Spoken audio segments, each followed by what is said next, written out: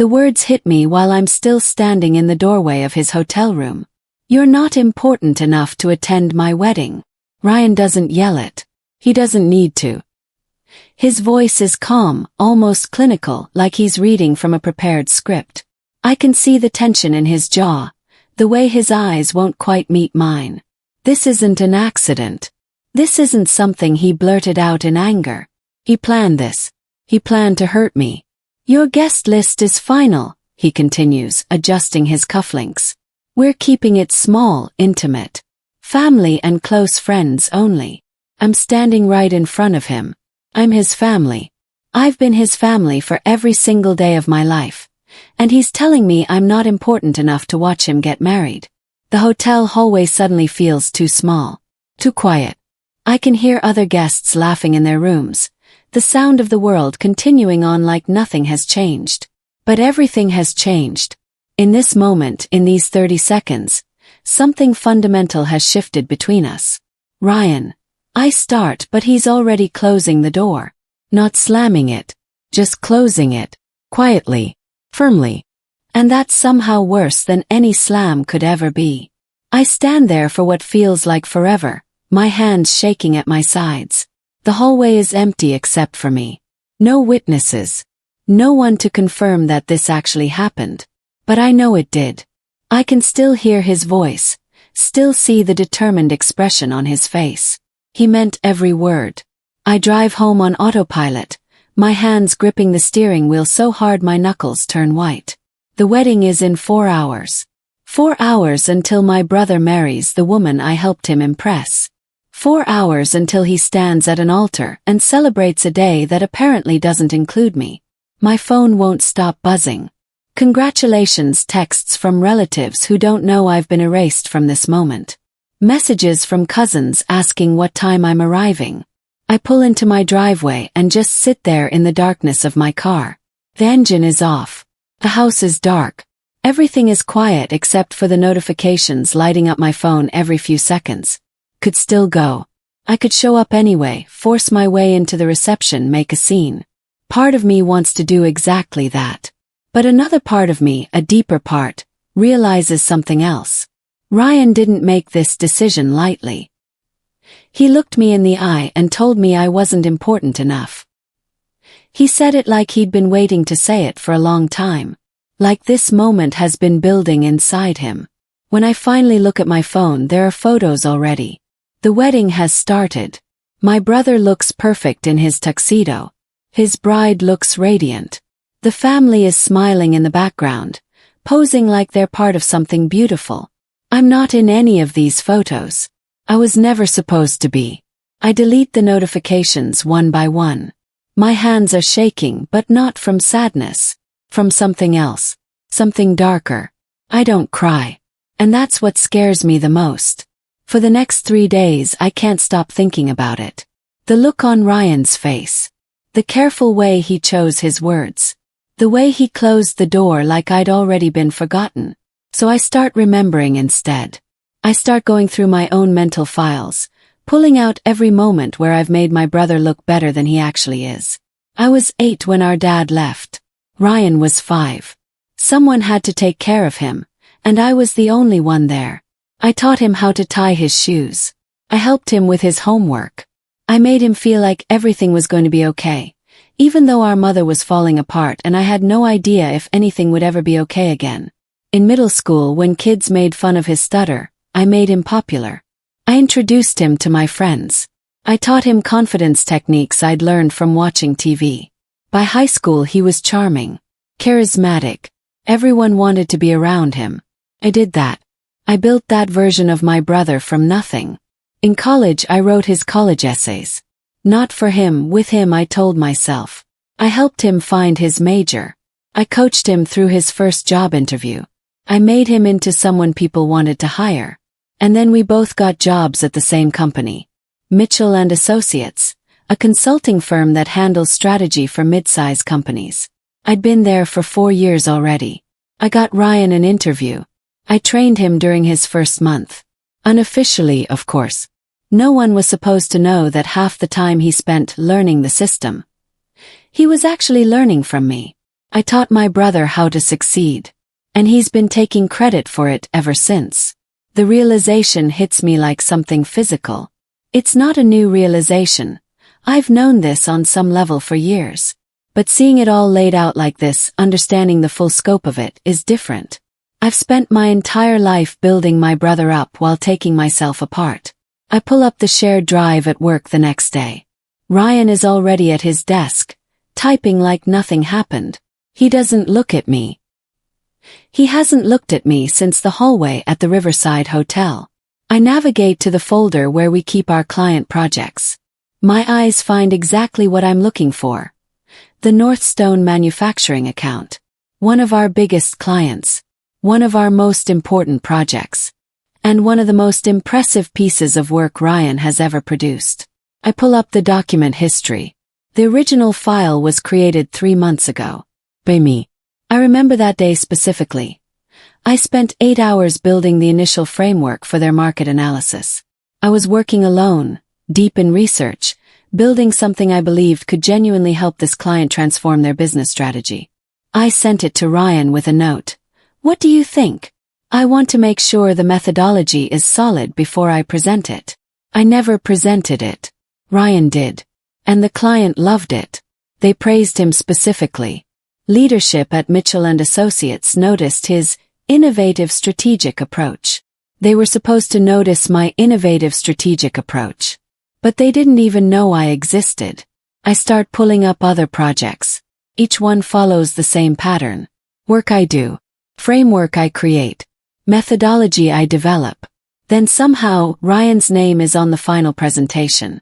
Ryan gets the credit. Ryan gets the recognition. My hands start shaking. Not from anger, but from the realization of how systematic this has been. This isn't an accident.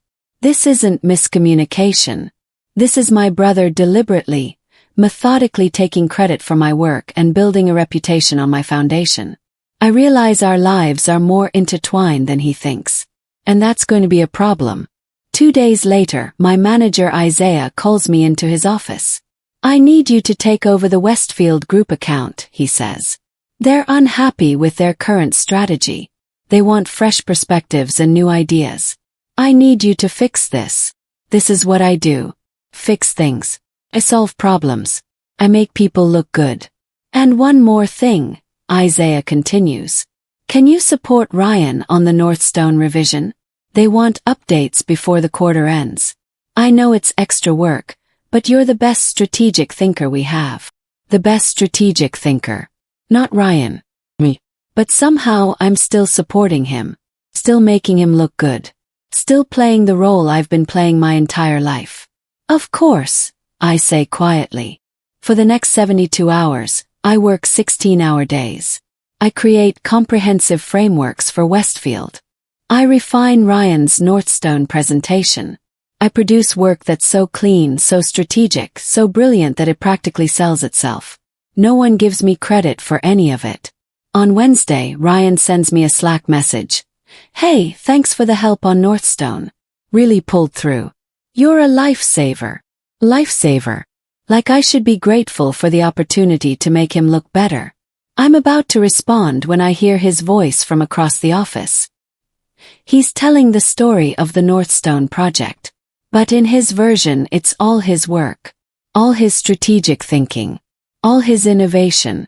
I really wanted to make sure we had the right framework, he's saying. It's the kind of thinking that separates good consultants from exceptional ones. Good consultants from exceptional ones. He's talking about himself like he's exceptional. Like he built something from nothing. He didn't. I did. I delete the draft message I was typing and never send a response. The company-wide email comes out on Friday morning. It's from Isaiah, highlighting recent project wins and team members who contributed to major successes. I read through it, scanning for my name. There it is finally. Recent work on the Westfield Group account has exceeded client expectations, and we're elevating that account to strategic priority status.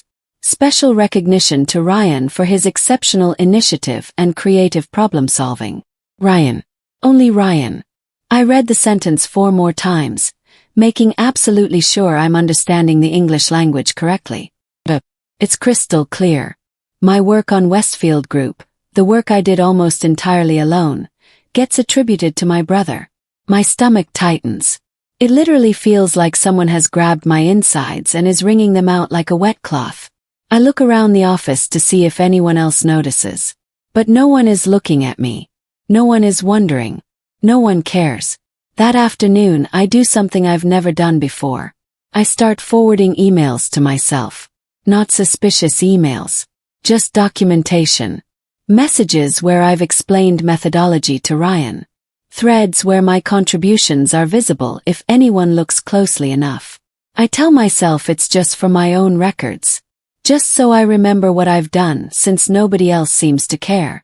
But I know, even as I'm doing it, that it's something else entirely. It's preparation. I'm building a case without even fully understanding why yet. The family group chat explodes with wedding photos over the weekend. My mother posts a dozen images. My aunt adds commentary. My cousin shares videos. No one mentions my absence. Not a single person asks where I was or why I'm not in any of the photos. It's like I was never invited at all. My mother sends me a private message on Wednesday. Honey, the wedding was beautiful. I know things are complicated between you and Ryan, but let's not make this bigger than it is.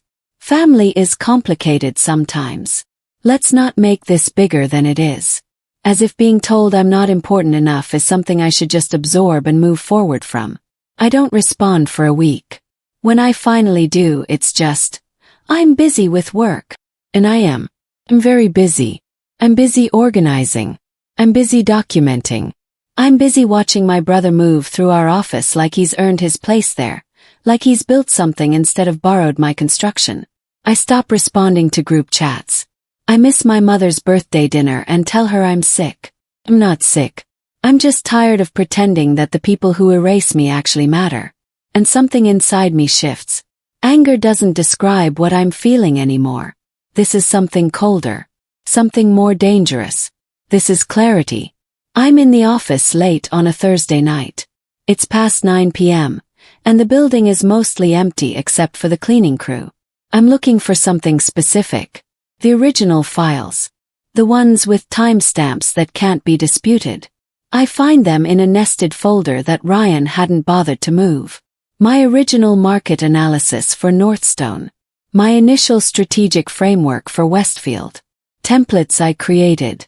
Methodologies I developed. All dated months before Ryan's initiative. I print them all out. 30 pages of evidence. 30 pages of proof that shows exactly where his success comes from. I take them home and arrange them on my kitchen table chronologically. I read through them like someone else has written them. They're the narrative of how I've spent years making my brother look like a genius when the actual genius has always been me. I don't feel satisfied. I don't feel vindicated. I just feel the weight of understanding. But I keep the documents. I keep them organized in a folder on my computer and on a backup drive. I tell myself it's just for my own knowledge. For my own peace of mind. But deep down I know I'm building something. Not a case exactly. Just preparation for a moment I can feel coming but don't fully understand yet. There's more than I expected. More work. More evidence. More proof of my invisible labor. 2 months pass. Keep working. I keep producing excellent work. I keep silently making sure all my contributions are documented and traceable. And then the rumor starts circulating through the office like a virus. Ryan is being considered for promotion. Team lead position. 15% raise. Office with windows overlooking the city. He mentions it casually at a family dinner, the first one I've actually attended in months.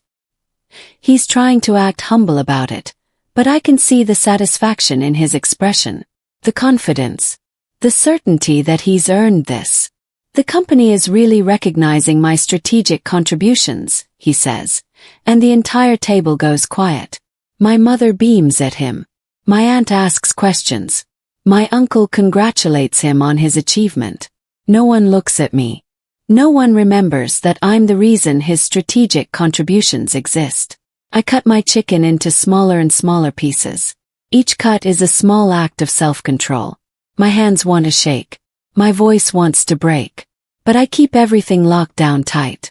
That's nice, I say quietly. Ryan smiles at me like I've just given him permission to be proud. Like my quiet acceptance is something he's earned. He hasn't earned anything. He's never had to. But that's about to change. And I'm finally starting to understand exactly how it's going to happen. I sit in my apartment that night and think about confrontation. Could call Ryan. I could sit him down, show him the documents, make him understand what he's done. But I already know how that would go. He'd gaslight me. He'd say I'm exaggerating. He'd claim that the work was collaborative and the lines got blurry. My mother would side with him. My family would minimize it. And nothing would change except I'd feel worse. So instead I decide on a different approach. I spend a Saturday afternoon creating a comprehensive folder. Every email documenting my contributions. Every document showing timeline and creation dates. Every message where I've explained a concept to Ryan. Every Slack conversation showing how I've been training him. It's meticulous. It's organized. It's devastating in its clarity. I don't send it to anyone. I just save it. Backup copy on my personal cloud account. Backup copy on a USB drive. I'm not ready to use it yet. But I'm ready to have it when the moment arrives. And then something happens that I wasn't expecting. Monday morning. Isaiah calls an all-hands meeting. He announces that the company is conducting an internal audit. Standard procedure, he says. Making sure all project documentation is properly filed and attributed. Making sure credit goes to the right people. My heart doesn't race. My hands don't shake. I know exactly what's about to happen.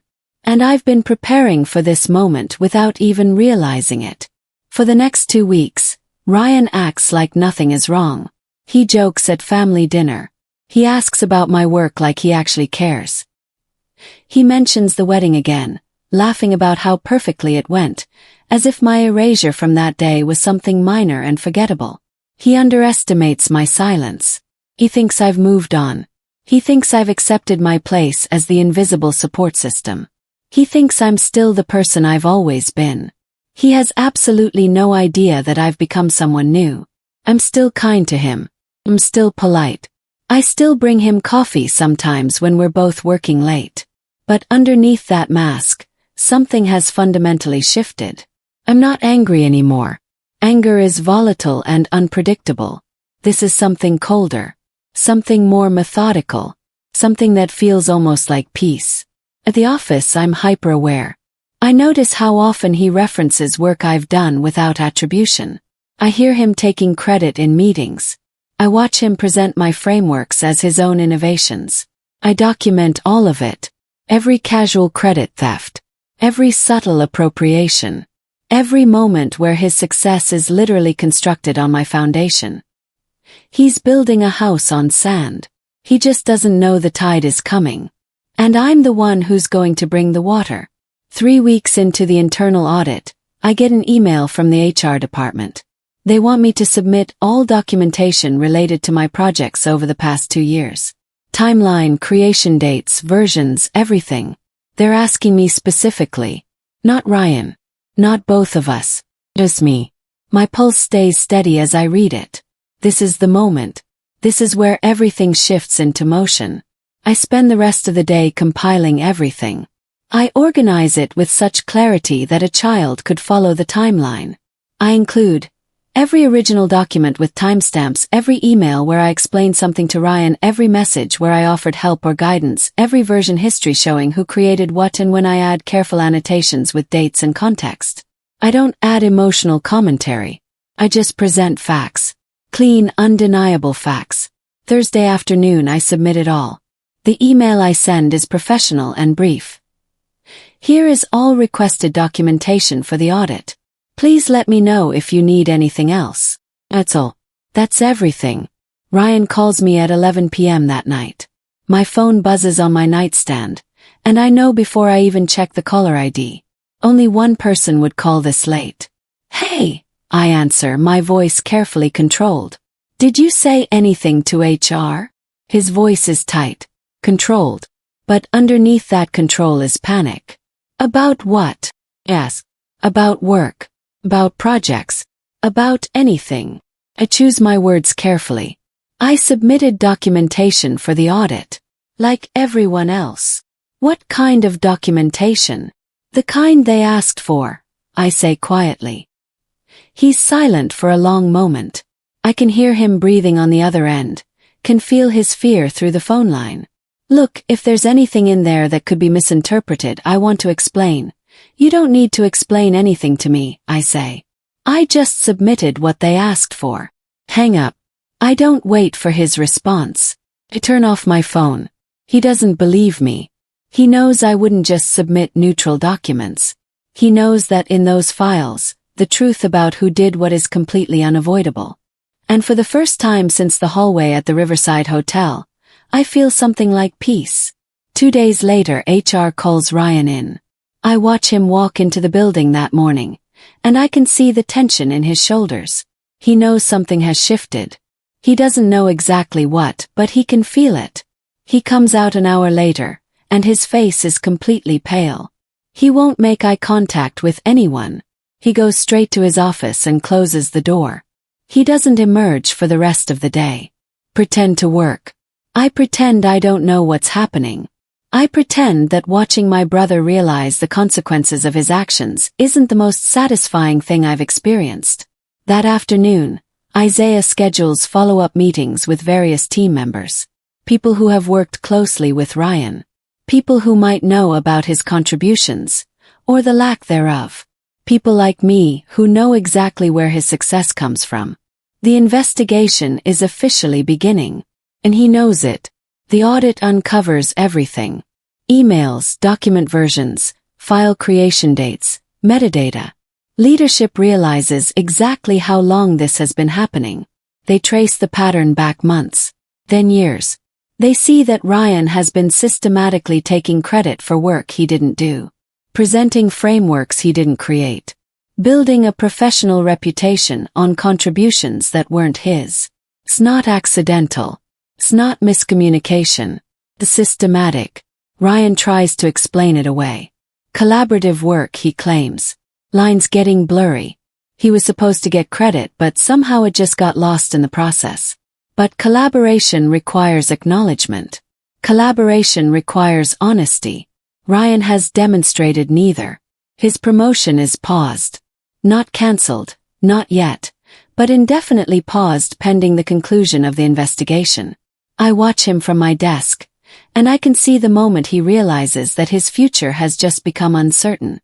That consequences are actually real things that happen to people. That charm and charisma don't protect you from the truth. His promotion is paused. And everything after that cascades from this single moment. Subtle things start happening. Things that pile up until they become undeniable. Colleagues stop looping Ryan into projects. Clients start requesting me specifically for strategic work. Managers start assigning projects directly to me instead of distributing them among the team. Quietly, respectfully, but unmistakably, Ryan notices. I can see it in how his jaw clenches when Isaiah assigns a major presentation to me. I can see it in how he stops making jokes during team meetings. He's realizing that his reputation isn't impenetrable. His charm doesn't make him indispensable. His smile doesn't protect him from consequences. For the first time in his life, he's experiencing what it's like to be invisible. Welcome to my world, I think. This is what I've been living for years. Ryan calls my mother. I don't know exactly what he tells her, but I can imagine. He's probably portraying himself as a victim. He's probably saying that I've set him up. That I'm bitter. That I'm destroying his career over something petty. 2 days later, my mother calls me. Her voice is tight with anger. So I tell her. Not emotionally. Not defensively. Just facts. I show her the documents. I explain the timeline. I present evidence like I'm building a legal case, because that's what I am now. My mother's face goes through several expressions as I show her the proof. Confusion. A dawning realization that the story Ryan told her wasn't complete. She doesn't apologize. She doesn't say I was right to do this. She doesn't acknowledge that I've been invisible for years. She just sits there, looking at documents that prove her favorite son has been living a lie.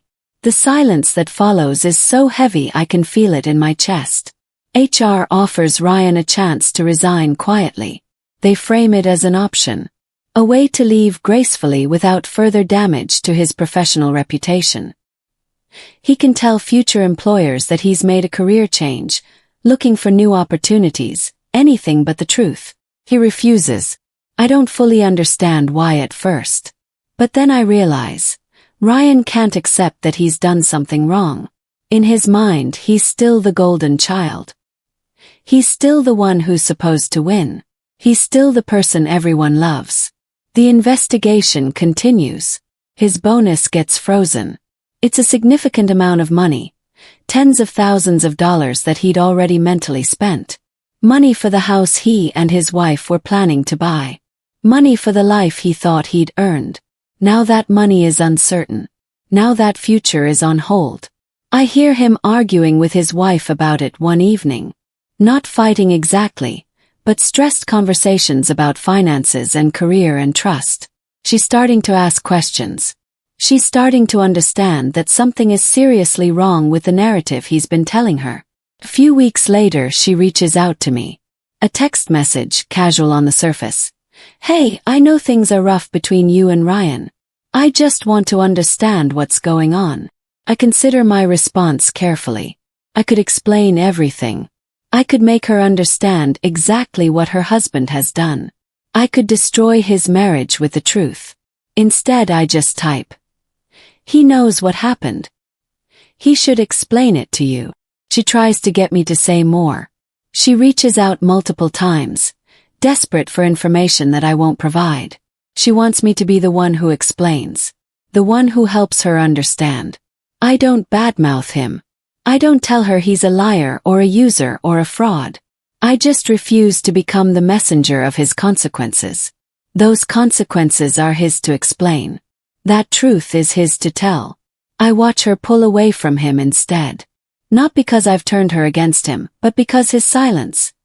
His refusal to explain what I've already made clear through my refusal to explain, speaks louder than any words could. The distance between them grows. 6 weeks after the audit begins, HR makes their decision. Ryan is terminated for cause. Not dramatic. Not a firing with security escorting him out.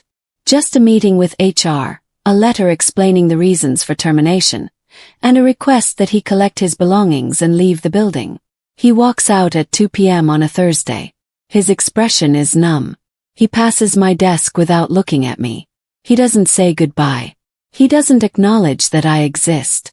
He just leaves. And just like that, he's gone. The person I spent my entire life building up has just walked out of the building, and I realize I feel nothing except relief. It's over. Finally, it's actually over. A week later, he leaves me a voicemail. I don't listen to it immediately. I let it sit in my messages while I think about whether I actually want to hear whatever he has to say. When I finally press play, his voice is raw. Angry at first, then broken. He calls me selfish. He says I've destroyed his life over something petty. He tells me that I was never supposed to be anything without him, that I was always meant to be the support system, that this is what I was built for. And then his voice changes. Gets softer. Almost pleading. He mentions family. He talks about how we were supposed to be a team. He says he's sorry, but the apology is wrapped in justifications, in excuses, in everything except actual accountability. At the very end he says, "Please, we can figure this out. You're my sister." As if blood is supposed to matter more than truth. As if family loyalty is supposed to override consequences. I listen to the voicemail 3 times. And then I delete it. I don't respond. Don't call back. I just erase it from my phone and move forward with my life. A month after Ryan's termination, Isaiah calls me into his office. He closes the door, a good sign, and offers me the promotion. Not just the position Ryan was being considered for. The actual promotion. With the office and the title and everything that comes with it. You should have had this a long time ago, Isaiah says. I'm sorry it took us this long to see what was actually happening. Accept calmly. I don't cry. I don't celebrate. I just nod and shake his hand and walk back to my desk as the new team lead. The nameplate gets changed. The office gets prepared. My salary gets updated. Everything becomes official. I'm not invisible anymore. Finally, I'm not invisible. Family dynamics shift in ways that feel surreal. My mother stops calling as much. My extended family treats me differently now. With respect, maybe even deference. I'm the successful one. I'm the one who won. But there are no apologies. No one sits me down and acknowledges what they allowed to happen to me for so many years. No one says, we should have valued you more. We should have seen your contributions. They just adjust. They recalibrate. They act like this new version of reality is how things have always been. I realize I don't need their apologies anymore. I don't need their validation. I've already given myself both. I stop checking my phone for messages from Ryan. He never reaches out again and I don't reach out to him. We exist in a state of permanent distance. There's no dramatic final confrontation. There's no closure conversation. He's just gone. And I'm finally truly at peace. Months later, I'm driving through the city when I pass the Riverside Hotel. The place where it all started. The place where my brother told me I wasn't important enough. I don't feel anything when I see it. No bitterness. No regret. No wish that I'd been there when he got married. Because I finally understand something that took me this long to learn. I wasn't unimportant. I was underestimated. I was never a shadow. I was the foundation. And the moment I stopped protecting the structure I'd built, it collapsed under its own weight. Ryan didn't lose his job because I wanted revenge. He lost his job because he built his success on lies. He didn't lose his family because I turned them against him. He lost them because his silence spoke louder than any words could. The truth did the work for me. All I did was stop protecting him from it. And maybe that's the real lesson here. The people who erase you often build their entire success on your silence. They need you to keep protecting them. They depend on you not speaking. They require your invisibility to maintain their illusion of importance. But the moment you decide to stop, the moment you choose yourself over them, the truth doesn't need your help. Does the rest. I pull away from the hotel and don't look back. I'm not running from anything anymore. I'm just driving forward into a life that belongs entirely to me. A life where I'm finally, undeniably important.